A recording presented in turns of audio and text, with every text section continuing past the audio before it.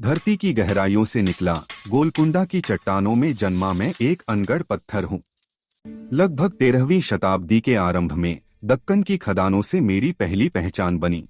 काकतीय राजाओं के खजाने में पहुंचा, जहां मुझे शक्ति और समृद्धि का प्रतीक माना गया।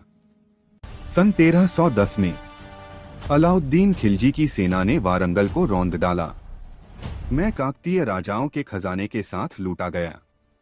ऊंटों और हाथियों पर लादकर दिल्ली ले जाया गया।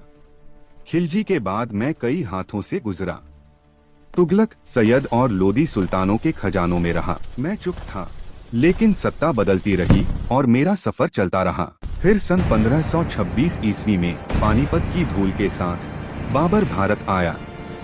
दिल्ली की सल्तनत बदली और मैं मुगलों के खजाने में पहुंच गया। और फिर मैं पहुंचा बाबर के वंशज मुगल सम्राट शाहजहां के दरबार में। सन 1635 में मैं तख्त-ए-ताउस की शान बना, सोने, मोतियों और जवाहरों के बीच साम्राज्य की ताकत का प्रतीक। पर वक्त बदला, दिल्ली में रंगीला का दौर आया।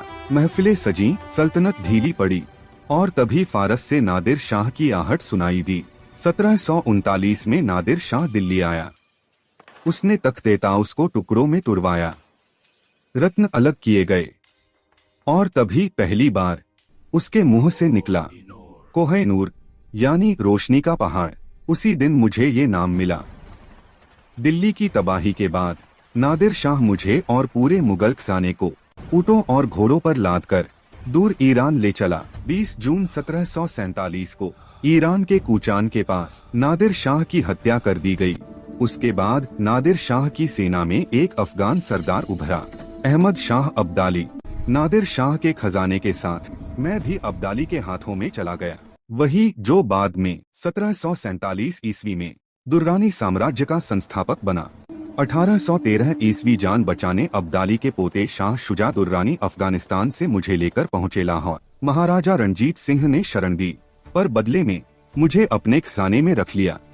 1849 ईस्वी में लाहौर से मुझे छीन लिया गया।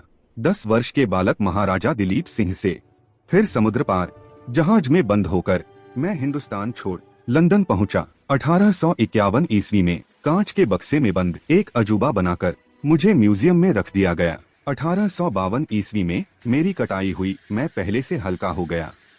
पहले एक शाही ब्रूच में जड़ा गया रानी विक्टोरिया के परिधान पर मैं पहली बार यूरोप में पहना गया। कई हाथों से गुजरने के बाद आखिरकार मुझे ब्रिटिश ताज में जड़ा गया। अब मैं रानियों के मुकुट पर चमकता हूँ। पर मेरी कहानी आज भी हिंदुस्तान से जुड़ी है।